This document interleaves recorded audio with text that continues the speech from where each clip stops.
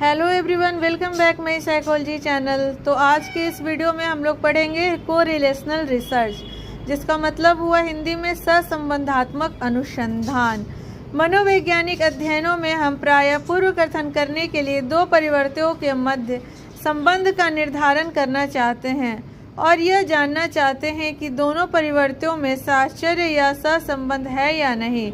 दोनों परिवर्तनों में संबंध की शक्ति एवं दिशा एक गणितीय लवदांक द्वारा प्रस्तुत होती है, जिसे सहसंबंध गुणांक कहते हैं।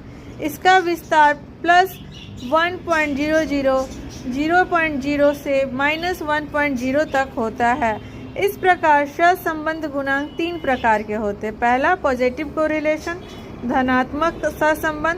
तो धनात्मक सहसंबंध इस बात का संकेत करता है कि जब एक परिवर्त्य का मान बढ़ेगा तो दूसरे परिवर्त्य का भी मान बढ़ेगा।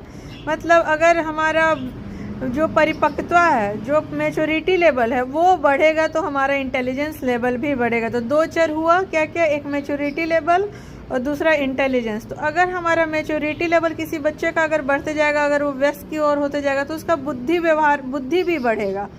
तो अगर दोनों चर में पॉजिटिव कोरिलेशन हुआ, मैच्योरिटी लेवल में भी और मैच्योरिटी और बुद्धि में, तो ये दोनों धनात्मक सहसंबंध है। एक बढ़ेगा तो दूसरा भी बढ़ेगा।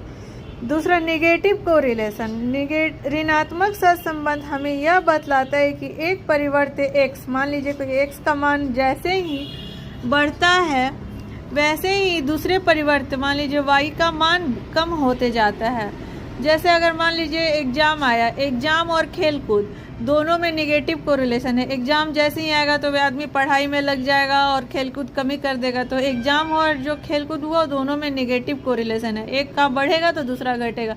एक मतलब पढ़ने एग्ज़ाम का तैयारी करेगा तो दूसरा खेलकूद में कमी होने लगेगा। तो एग्ज़ाम और खेलकूद नकारात्मक सहसंबंध हुआ। और तीसरा हुआ जीरो कोरिलेशन, शून्य सहसंबंध मिलना प्रायः कठिन होता है। यद्यपि शून्य सहसंबंध शून्य के निकट हो सकता है, जैसे -0.2 अथवा +0.3। यह बताता है कि दोनों परिवर्त्यों के बीच कोई सार्थक सहसंबंध नहीं है अथवा दोनों परिवर्त्यों एक दूसरे से संबंधित नहीं है। तो ये जो हम लोग कोरिलेशन पढ़े, ये हमारा जो हम लोग स्टैट पढ़ेंगे उसमें इसको डिटेल से पढ़ेंगे और इसका बहुत सारा स्टैट भी बनाएंगे, बहुत सारा यूजेज है वो करेंगे। तो ये काफ़ी इम्पॉर्टेंट टॉपिक है जो हमारे एग्ज़ाम में आएगा, 11th 12th या ग्रेजुएशन सब एग्ज़ाम में आएगा। तो आप ये नोट्स को आप लोग ज़रूर से याद करिए, उसको लिखिए, रिवीजन करिए।